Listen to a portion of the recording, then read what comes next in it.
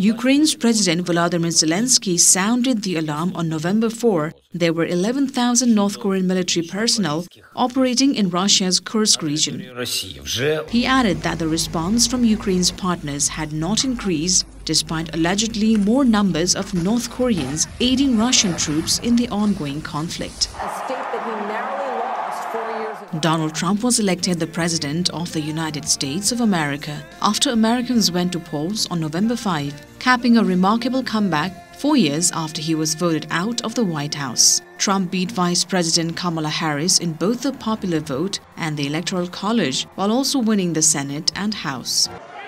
America has given us an unprecedented and powerful mandate. We have taken back control of the Senate. Wow, that's good. President-elect Donald Trump returned to the White House on November 13 for the first time since winning the U.S. presidential election and sat down for cordial talks about the looming transfer of power with longtime political rival President Joe Biden. In a significant reversal of Washington's policy in the Ukraine-Russia conflict, Biden allowed Ukraine to use U.S.-made weapons to strike deep into Russia. The U.S. vetoed a UN Security Council resolution for a ceasefire in Gaza, drawing criticism of the Biden administration for once again blocking international action aimed at halting Israel's war with Hamas.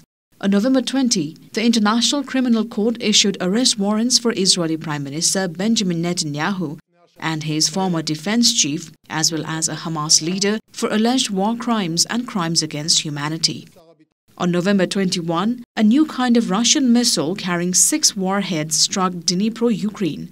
Known as Oreshnik, the missile was hypersonic and could not be intercepted according to Russia. But experts note that all ballistic missiles of that range are hypersonic and that missile interceptors such as Israel's Arrow 3 and the US SM-3 Block 2A were designed to destroy them.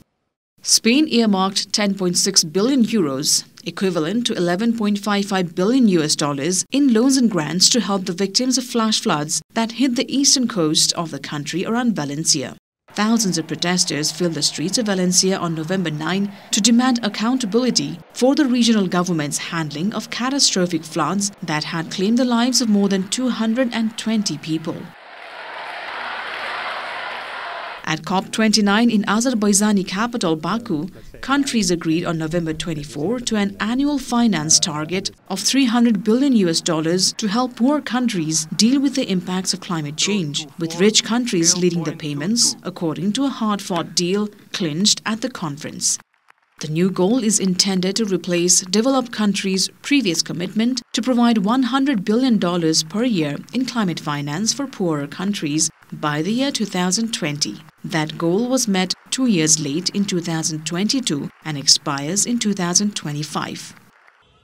U.S. President Joe Biden announced a ceasefire deal between Israel and Hezbollah set for November 27 after both sides accepted an agreement brokered by the U.S. and France. Effective at 4 a.m. tomorrow local time, the fighting across the Lebanese-Israeli border will end.